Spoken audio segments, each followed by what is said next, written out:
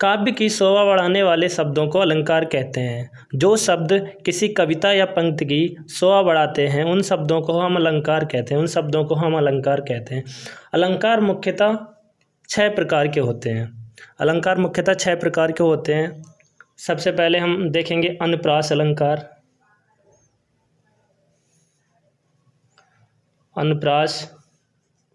अलंकार। दूसरा हमारा होता है यमक अलंकार।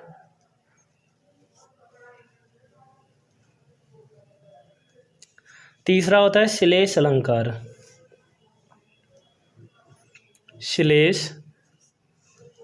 अलंकार। चौथा हमारा होता है उपमा अलंकार।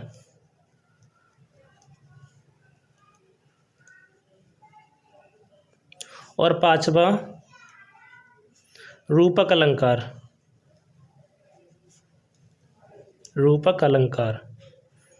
और छठा होता है उत्प्रेक्षा अलंकार। अलंकार 6 प्रकार के होते हैं, जैसे कि हमने देखा है। सबसे पहले अनुप्रास अलंकार, यमक अलंकार, श्लेष अलंकार, उपमा अलंकार, रूपक अलंकार और उत्प्रेक्षा अलंकार। इसमें सबसे पहले हम पढ़ेंगे अनुप्रास अलंकार। अनुप्रास अलंकार किसे कहते हैं, तो हम देखते हैं अनुप्रास अलंकार जहाँ पर वर्णों की आवृत्ति होती है, हम उसे अनुप्रास अलंकार कहते हैं। जैसे हम देखेंगे एग्जाम्पल, चारु चंद्र की चंचल किरणें।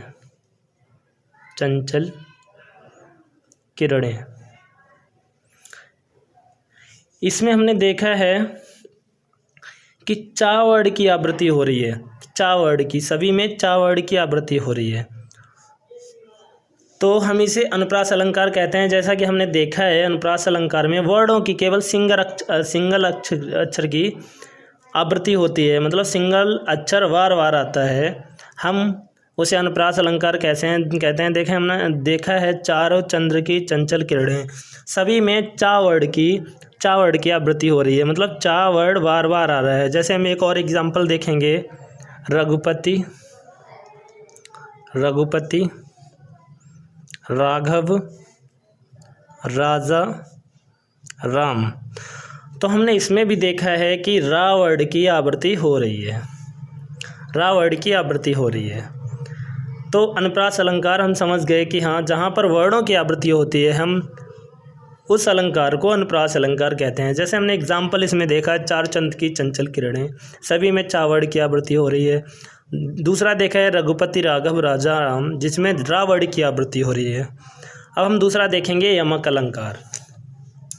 यमक अलंकार किसे कहते हैं, तो यमक अलंकार हम देखेंगे इसमें शब्दों की आवृत्ति होती है। याद रखना, क्योंकि अनुप्रास में वर्णों की आवृत्ति होती है और इसमें शब्दों की आवृत्ति होती है। कोई शब्द 2 या 2 से अधिक बार आए और प्रत्येक बार उसका अर्थ अलग हो, यमक अलंकार कहते हैं। यमक अलंकार में कोई भी शब्द 1 से अधिक बार आए और हर बार उसका अर्थ अलग हो तो हम उसे कहेंगे यमक अलंकार। जैसे कि हम देखें, कनक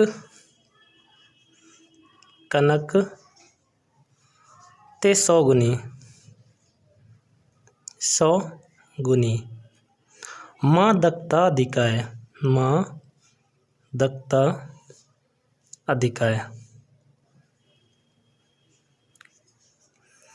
या पाए बोराए जग,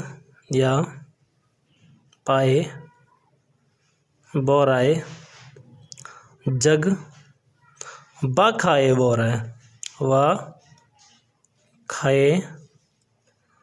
बोराए। जैसा कि हमने एग्जाम्पल दिया है, कनकते 100 गुनी, माँ दक्ता अधिकाय, या खाए बोराए जग, व पाए बोराए। हमने देखा है इसमें कनक वर्ड की आवृत्ति हो रही है, इसमें हमने देखा है कनक वर्ड की आवृत्ति हो रही है। तो इन दोनों का अर्थ अलग अलग है। एक कनक का अर्थ है सोना एक कनक का अर्थ है सोना और एक कनक का अर्थ है धतूरा। एक कनक का अर्थ है धतूरा।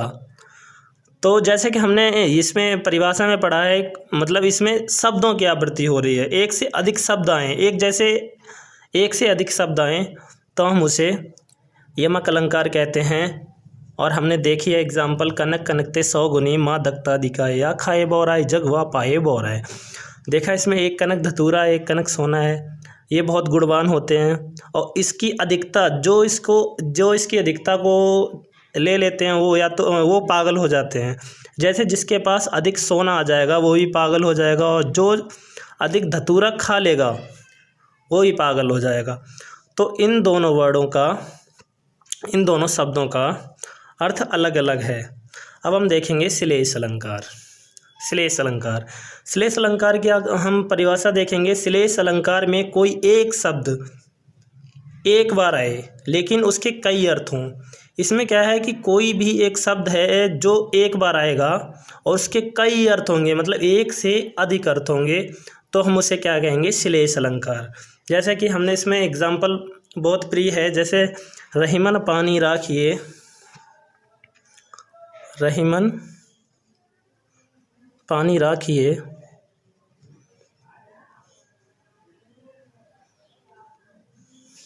बिन पानी सब सून,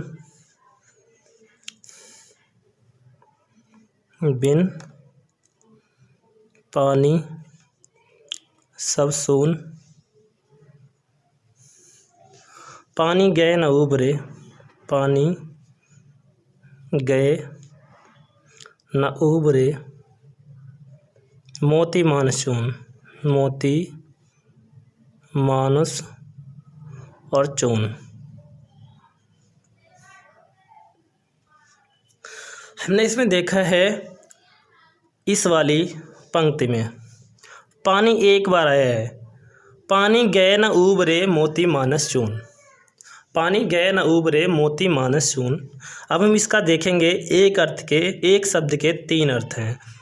एक तो मोती के उपलक्ष्य में होगा, एक मनुष्य के, और एक आटा के। चून मतलब आटा या चूना। अगर हम मोती के उपलक्ष्य में इसे कहेंगे तो इसकी चमक होगी। क्या होगी? चमक। और अगर हम मनुष्य के उपलक्ष्य में देखेंगे तो मनुष्य के लिए चरित्र। और अगर चूने या आटे के लिए देखेंगे तो होगा पानी। तो हमने इसमें देखा है कि पानी के यहाँ पे 3 अर्थ हो रहे हैं। पानी गए ना उभरे मोती मानस चून। अगर मोती में चमक नहीं होगी, एक पानी का अर्थ है चमक, अगर मोती में चमक नहीं होगी तो वो मोती बेकार हो जाता है। किसी अगर मनुष्य का चरित्र खराब हो तो मनुष्य भी बेकार होता है। अगर हम आटे में पानी नहीं मिलाएंगे तो वो आटा भी बेकार हो। तो हमने देखा है कि श्लेष अलंकार में इस वाली पंक्ति में पानी एक जगह आया है और इसके 3 अर्थ हैं। अब एक बार हम दोबारा इन सबको रिवाइज कर लेते हैं, देखते हैं। अलंकार किसे कहते हैं? तो काव्य की शोभा बढ़ाने वाले शब्दों को अलंकार कहते हैं। जो शब्द किसी कविता या पंक्ति की शोभा बढ़ाते हैं उन शब्दों को हम अलंकार कहते हैं। अलंकार मुख्यतः 6 प्रकार के होते हैं, जैसे अनुप्रास, यमक, श्लेष, उपमा, रूपक, उत्प्रेक्षा। हमने सबसे पहले देखा है अनुप्रास अलंकार, जहाँ पर वर्णों की आवृत्ति हो रही है, वर्णों की। जहाँ पर वर्णों की आवृत्ति होगी हम उसे क्या कहेंगे? अनुप्रास अलंकार। और हमने देखा भी एग्जाम्पल, चार चंद की चंचल किरणें, इन सभी में चा वर्ण की आवृत्ति हो रही है, चा वर्ण की आवृत्ति हो रही है। दूसरा हमने एग्जाम्पल देखा है इसमें रघुपति राघव राजा राम, इनमें भी हमने देखा है कि रा वर्ण की आवृत्ति हो रही है। हमने फिर पढ़ा यमक अलंकार। यमक अलंकार किसे कहते हैं? इसमें कोई शब्द एक से अधिक बार आए, मतलब समान शब्द एक से अधिक बार आए और हर बार उनका अर्थ अलग हो, तो हम उसे क्या कहते हैं? यमक अलंकार कहते हैं। जैसे हमने देखा है कनक कनकते 100 गुनी माँ दक्ता दिखाए, या खाए बोराए जग वा पाए बोरा। इसमें कनक कनक 2 बार आया और एक कनक का अर्थ है सोना और एक कनक का अर्थ है धतूरा। अब हम इसमें देखेंगे श्लेष अलंकार। श्लेष अलंकार में कोई शब्द एक बार आए लेकिन उसके कई अर्थ हों, तो हमने इस वाली पंक्ति में देखा है पानी गए न उबरे मोती मानस चून। इसमें पानी एक बार आया है और इसके 3 अर्थ हैं, एक चमक, एक चरित्र और एक पानी। इसके बाद हम चौथा अलंकार पढ़ेंगे, उपमा अलंकार। चौथा अलंकार पढ़ेंगे उपमा अलंकार। उपमा अलंकार किसे कहते हैं? जहाँ पर किसी व्यक्ति या वस्तु की तुलना दूसरे व्यक्ति या वस्तु से की जाती है, जहाँ पर एक व्यक्ति या वस्तु की तुलना किसी दूसरे व्यक्ति या वस्तु से की जाती है, हम उसे उपमा अलंकार कहते हैं। जैसे इसमें हमने एग्जाम्पल देखेंगे, पीपर पात सरस मंडोला। पीपर पात सरस मंडोला, सरस मंडोला। इसमें जो पीपल के पत्तों की बात मन से मन की तरह डोलते हैं, पीपल के पत्ते मन की तरह डोलते हैं, ये हो रहा है, ये तुलना की जा रही है कि जो मन है वो पीपल के पत्तों की तरह डोलता है। तो हमने इसमें पढ़ा है कि जहाँ पर किसी एक व्यक्ति या वस्तु की तुलना किसी दूसरे व्यक्ति या वस्तु से की जाए तो हम उसे उपमा अलंकार कहते हैं। और इसमें हमने देखा है कि मन की तुलना पीपल के पत्तों से हो रही है, कि जो मन हमारा है वो पीपल के पत्तों की तरह डोलता है। जो हमारा मन है वो पीपल के पत्तों की तरह डोलता है। अब हम इसमें देखेंगे रूपक अलंकार। रूपक अलंकार जहाँ पर गुणों में समानता दर्शाने के लिए दोनों वस्तुओं को एक दूसरे का रूप मान लिया जाता है। मतलब यहाँ पे ऐसा है कि दोनों वस्तुओं को एक दूसरे जैसा मान लिया जाता है। कोई 2 वस्तुओं को एक दूसरे जैसा मान लिया जाता है तो हम उसे वहाँ पे रूपक अलंकार कहते हैं। और इसका हमने इसमें एक एग्जाम्पल है जब हम देखेंगे, चरण कमल बंधो हरिराई। चरण कमल बंधो हरिराई, बंधो हरिराई।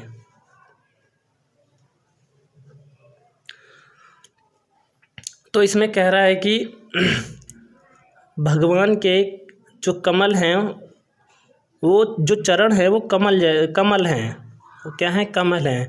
तो यहाँ पे तुलना नहीं हो रही है। तुलना होता तो ये कहते हैं कि कमल के जैसे हैं।